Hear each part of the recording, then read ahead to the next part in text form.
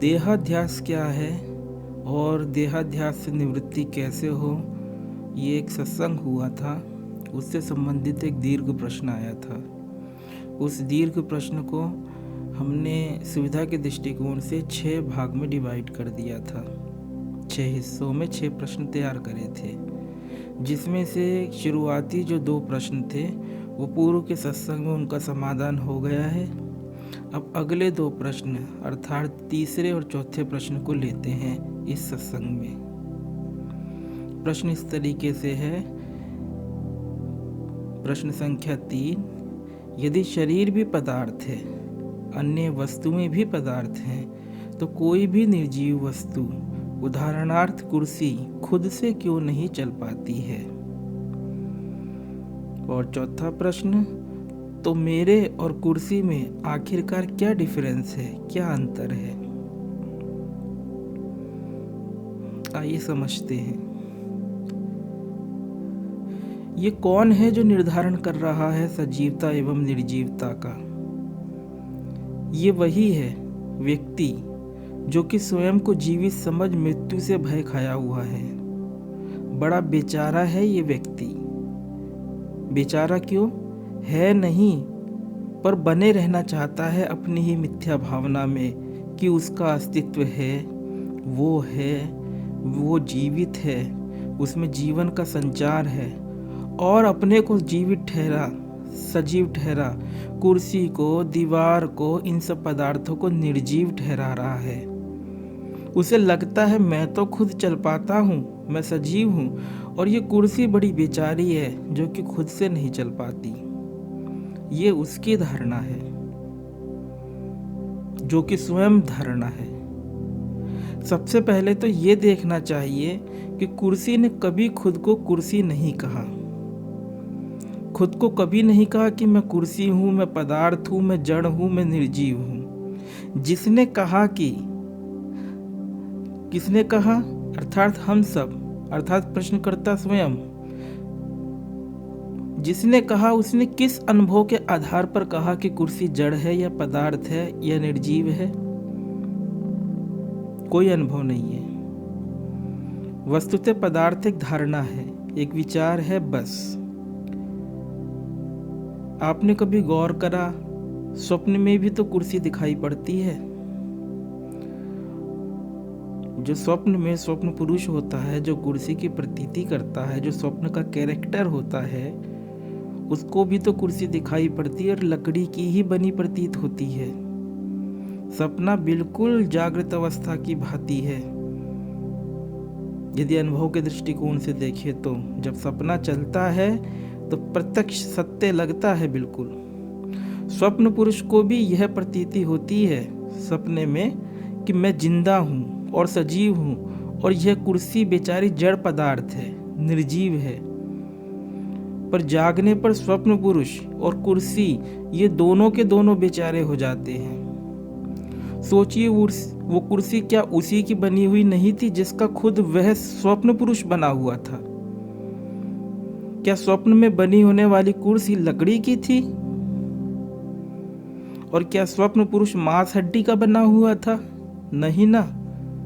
सब मन का ही व्यापार था, मन का ही व्यवहार था। तो अभी क्या प्रमाण है कि मन का व्यापार या मन का व्यवहार नहीं चल रहा? चीन देश की एक कहानी है। वहां के एक राजा ने स्वप्न देखा कि वह मक्खी बन गया है। जागने पर वह बड़ा चिंतित और उदास हो गया। उसने अपना स्वप्न मंत्रीगणों से, परिवारजनों आदि सभी को बताया। तो सब मिलकर के उसे सांत्वना देने लगे कि राजन, वो तो बस एक स्वप्न था, बीत गया। सपने में आप मक्खी हो गए थे, पर अभी तो आप मक्खी नहीं होकर इस विशाल साम्राज्य के सम्राट हैं, मालिक हैं। अब आप दुखी और उदास क्यों होते हैं? सपने तो आते जाते रहते हैं। तो राजा बोला, मैं इसलिए उदास, दुखी और चिंतित नहीं हूं कि मैं सपने में मक्खी बन गया था। तो मंत्री बोले, तो किस लिए आप उदास हैं? राजा ने कहा, मैं इसलिए चिंतित, दुखी और उदास हूँ कि कहीं यदि मक्खी स्वप्न देख रही हो कि वो राजा, अर्थात ये जो मैं अभी हूँ, ये मक्खी बन गई है अपने सपने में, और फिर यदि उसका सपना टूट जाए तो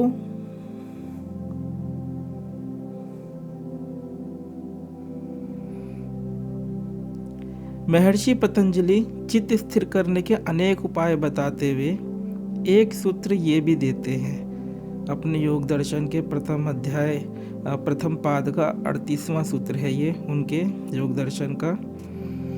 स्वप्न निद्रा ज्ञान लंबनम वा, अर्थात स्वप्न ज्ञान और निद्रा ज्ञान का आलम्बन लेने वाला, आश्रय करने वाला चित्त स्थिर होता है। अभी विषयांतर ना हो जाए इसलिए निद्रा ज्ञान की चर्चा तो छोड़ देते हैं और स्वप्न ज्ञान के अवलंबन की चर्चा को ही लेते हैं। क्या है स्वप्न ज्ञान? स्वप्न में जो प्रतीति हो रही थी, जो ऐन्द्रिक अनुभवों का संज्ञान हमें उपलब्ध था, स्वप्न पुरुष के व्यक्ति का स्वयं की स्वप्न देह के साथ में जो तादात्म्य था और स्वप्न में जो देश काल की प्रतीति हो रही थी वह ठीक वैसी ही तो थी जैसी अभी इस जागृत अवस्था के पुरुष अर्थात हमको प्रतीति होती है। अनुभव की दृष्टि से, अनुभव के दृष्टिकोण से, प्रतीति के दृष्टिकोण से यदि देखा जाए तो स्वप्न अवस्था एवं जागृत अवस्था में भिन्नता रह ही नहीं जाएगी। जिस प्रकार से स्वप्न जगत के पदार्थ भौतिक न होकर मानसिक प्रक्षेपण मात्र थे, ठीक उसी प्रकार अभी इस जागृत अवस्था में भी वैसा ही क्यों नहीं होना चाहिए। और यदि विवेक के द्वारा छानबीन करेंगे तो वस्तुतः बात यही निकल करके सामने आएगी। पदार्थ एक धारणा है, एक कंसेप्ट है। ना तो भूतकाल में किसी को भी पदार्थ का कभी भी कोई अनुभव हुआ है और ना ही भविष्य काल में कोई अनुभव होने वाला है, और ये दोनों काल भी धारणा है।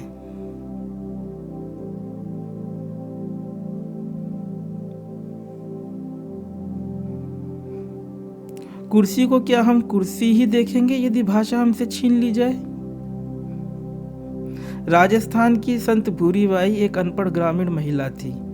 अपने गुरु चतुरसेन के कृपा प्रसाद से जब उन्हें बोध हुआ, ज्ञान हुआ, तो उन्होंने सहज बोधगम में ग्रामीण भाषा में ही गांव के साधारण स्त्री पुरुषों को उपदेश करना प्रारंभ किया। वो कहा करती थी, चिमटे ने कभी तुमसे कहा कि मैं चिमटा हूँ? तवे ने कभी तुमसे कहा कि मैं तवा हूँ? ठीक इसी प्रकार हम भी कह रहे हैं कि कुर्सी ने कभी किसी से कहा कि मैं कुर्सी हूँ। भाषा के कारण, भाषा के द्वारा हम इस समग्रता का विभाजन कर बैठते हैं, नाम और रूप की प्रतीति करके। यदि भाषा ना हो तो कुर्सी ही नहीं, पदार्थ के अस्तित्वमान होने की भावना भी नहीं रह जाएगी। रह जाएगा सिर्फ भाषा रहित छोटे बच्चे की तरह देखने का अनुभव, सुनने का अनुभव, एक्सपीरियंसिंग, इसके अतिरिक्त और कुछ नहीं। और यह सब बौद्धिक विश्लेषण मात्र नहीं है। स्वयं के विवेक से जांच परख कर देखेंगे तो ऐसा ही पाएंगे। ऐसे देखें कि यदि ये देखने का अनुभव ना हो तो कुर्सी के होने का या किसी पदार्थ के होने का क्या कोई स्वतंत्र प्रमाण है, प्रत्यक्ष प्रमाण? उत्तर होगा नहीं। भगवान बुद्ध ने जिस वस्तु शून्यता की बात कही थी, वह वस्तु शून्यता ये नहीं थी कि वस्तु कहीं कुछ है और वह शून्य है या उसमें शून्यता है, बल्कि उनका उपदेश तो यह था कि वस्तु है ही नहीं। शून्यता का मतलब है नहीं है हो जाना। प्रश्नकर्ता का कहना है कि यदि शरीर भी पदार्थ है और अन्य वस्तुएं भी पदार्थ हैं, तो कोई भी निर्जीव वस्तु जैसे कि कुर्सी खुद से चल क्यों नहीं पाती? यह प्रश्न हमारे देहाध्यास क्या है, देहाध्यास से निवृत्ति कैसे हो वाले सत्संग से आया है। तो उस सत्संग में ही हमने ये कहा था कि पदार्थ को पदार्थ के दृष्टिकोण से देखना है, इस प्रकार से साधना बताई थी। और अभी यहाँ पदार्थ के अस्तित्व पर ही हम प्रश्न चिन्ह लगा रहे हैं। ये तो विरोधाभास हुआ कि एक स्थान पर तो हम स्वीकार करते हैं कि शरीर भी पदार्थ है, अर्थात पदार्थ को स्वीकार कर रहे हैं ना, तभी तो बोल रहे हैं, तभी तो बोला उस सत्संग में कि शरीर भी पदार्थ है, शरीर को पदार्थ की दृष्टि से देखो। मैं की भावना से ना देख करके पदार्थ की भावना से देखो शरीर को। और यहाँ अभी इस सत्संग के अंदर जो हम पदार्थ का मिथ्यात्व सिद्ध कर रहे हैं, ये विरोधाभास जैसा लग रहा होगा, लेकिन विरोधाभास नहीं है, बल्कि समझाने का सत प्रयास है हमारा। जब प्रश्न ही धारणा को सत्य मानकर किया जाएगा तो उस धारणा को सत्य मानकर ही तो उसका निराकरण किया जाएगा। जैसे एक कांटे से दूसरा कांटा जो कि गड़ा हुआ है निकाल करके दोनों कांटे फेंक दिए जाते हैं, ठीक वैसा ही यहाँ पर भी है। वस्तुतः देह कहीं नहीं है, परंतु दिखती तो है, व्यवहार में तो है। तो फिर व्यवहारिक सत्ता को स्वीकार करके उसका समाधान प्रस्तुत किया जाता है, जो कि शरीर को पदार्थ की दृष्टि से देखने की बात कहकर हमने उस सत्संग में किया था। अब इस प्रश्न की चर्चा को आगे बढ़ाते हैं। प्रश्नकर्ता की आपत्ति यह है कि कुर्सी और शरीर यदि दोनों ही पदार्थ हैं तो फिर एक तो फिर चल फिर सकता है और दूसरा पदार्थ अर्थात कुर्सी क्यों चल फिर नहीं सकती। देखिए, किसी के मर जाने पर हम क्या कहते हैं कि जल्दी जलाओ नहीं तो बॉडी सड़ना शुरू हो जाएगी, कहते हैं कि नहीं। बॉडी मतलब क्या? एक ऑब्जेक्ट, एक पदार्थ। मरने के बाद जिसको मृत्यु कहते हैं, उस पदार्थ में प्राकृतिक रूप से एक अपघटन की प्रक्रिया शुरू होने वाली है, सड़ने की प्रक्रिया शुरू होने वाली है। तो जो प्रकृति अभी इस अपघटन की प्रक्रिया को क्रियान्वित कर रही है, क्या वही प्रकृति उस बॉडी को नहीं चला रही थी जिसे कि हम जीवित कह रहे थे? जो प्रकृति इस शरीर को मृत्यु के पूर्व संचालित कर रही थी और मृत्यु परांत अपघटन की ओर ले जा रही है, क्या उसी प्रकृति के अधीन भी कुर्सी नहीं है? ये तो हम हैं जो जड़ और चेतन, सजीव और निर्जीव का विभाजन पैदा करते हैं, इसकी एक धारणा बना करके जीते हैं। हमें जो ये प्रतीति होती है कि कहीं कोई फ्री विल, स्वतंत्र इच्छा का हमारे भीतर अस्तित्व है, ये दम लगा के हईशा से ज़्यादा और कुछ नहीं है। जैसे अतिरिक्त प्रयास करने को लोक में, जगत में दम लगा के हईशा कहा जाता है ना, वैसे ही हमारी ये फ्री विल, स्वतंत्र इच्छा भी है। ये जो हमें प्रतीति है कि मैं मेरे हिसाब से चल फिर सकता हूँ, देखो मैंने चाहा तो ये हाथ उठ गया, मैंने चाहा तो पाँव चलने लगे, ये सुविधा कुर्सी के पास नहीं है, वो पड़ी हुई है, बेचारी है, जड़ है, पदार्थ है, निर्जीव है। तो क्या सारे दिन हम इसी प्रकार से चाह करके कार्य करते हैं? कभी गौर करा आपने? दिन भर विचार आते हैं और हम उन्हें फॉलो करते हैं, उनका अनुसरण करते हैं, और कभी कभार ही ये दम लगा के हईशा की भांति हम संकल्प करके बोलते हैं कि देखो मैं जो चाहता हूँ वो कर सकता हूँ। क्या यथार्थ में बात ऐसी ही है? क्या जीवन सचमुच ही हमारी इस तथाकथित अल्पजीवी स्वतंत्र इच्छा, फ्री विल जिसको कहते हैं, के अनुसार चल रहा है, या फिर जीवन हमारे माध्यम से जीवन को जी रहा है? उदाहरण से समझे, वातावरण में जैसे गर्मी बहुत बढ़ गई और जिसके प्रयास से शरीर में डिहाइड्रेशन है, पानी की कमी हो गई, फिर उससे गला सूखता है डिहाइड्रेशन के कारण, प्यास की फिर संवेदना जाग उठती है और अचानक से एक विचार आता है कि ठंडा पानी पीना है, और आप पानी पी लेते हो। तो ये जो विचार उठा था कि पानी पीना है, ये आपकी स्वतंत्र इच्छा की देन थी या बाह्य प्रकृति की उष्णता और शरीर पर उसके प्रभाव की देन थी? क्या ये जो पानी पीने का जो कर्म आपने किया वो कर्म था या प्रतिकर्म था? एक्शन था या रिएक्शन था?